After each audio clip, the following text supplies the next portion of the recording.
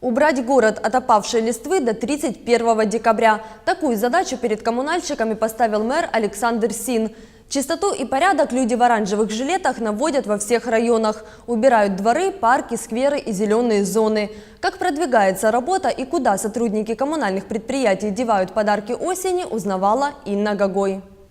На улице +2, но коммунальщики и жилищники снижения температуры не ощущают. Как греемся? Работаем. В работе греемся. На аллее боевой славы зеленстроевцы, вооружившись граблями, с самого утра собирают опавшую листву. После ее вывозят на полигон. И так по всему городу.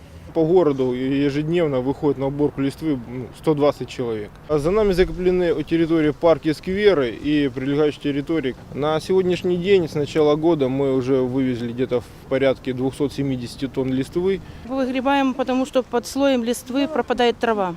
Она преет. И потом черный пар по новой надо будет сеять. А так мы выгребаем, она сохраняется. За чистотой парков, скверов и зеленых зон также следят работники КП «Титан». Элуадовцы убирают дороги и тротуары уже после уборки и вывоза листьев. А жилищники наводят порядок во дворах. Сейчас на балансе у КП «Основания» находится почти 4000 многоэтажек. Каждый день на уборку придомовых территорий выходит 1400 работников. Собранную во дворах листву дворники оставляют в местах, удобных для подъезда техники и транспорта. А потом сотрудники ремонтиса вывозят все листья на полигон твердых бытовых отходов. Работают во всех районах по строго установленному графику. График, говорят в ремонтисе, составляли таким образом, чтобы листва отовсюду вывозилась своевременно и кучи листьев не доставляли неудобств запорожцам. Документ согласован с райадминистрациями и гордепартаментом ЖКХ. Со 2 декабря у нас удваивается количество техники, которая задействована в вывозе листвы. Соответственно, у нас покрытие будет больше. На сегодняшний день у нас работает один экипаж, это 4 автомобиля и 1 трактор. С понедельника, соответственно, уже будет 2 единицы техники трактора задействованы и 8 автомобилей.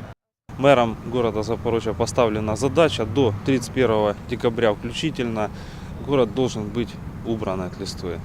Поэтому на сегодня департамент жилищно-коммунального хозяйства консолидирует все силы. Это и Зеленстрой, и Титан, и КП «Основания». Помощь оказывают и теплосеть, и водоканал. Если это необходимо, все занимаемся уборкой территории.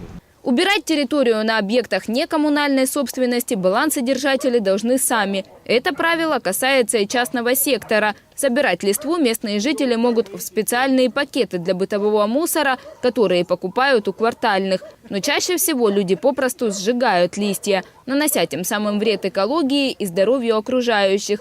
Перевоспитанием нарушителей занимается инспекция по благоустройству. Вместе с милицией и представителями райадминистрации ходят в рейды, проводят с населением разъяснительные работы, на нарушителей составляют админпротоколы. Протоколы рассматриваются административными комиссиями по месту жительства нарушителя.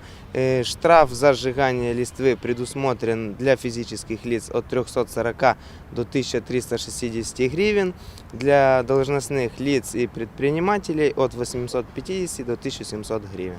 Чтобы не оказаться в списках нарушителей, инспекция по благоустройству советует жителям частного сектора соблюдать закон. Как альтернативу пакетам предлагают устроить во дворе компостные ямы, либо перекапывать листву. Тогда, говорят, не пострадает ни семейный бюджет, ни здоровье окружающих.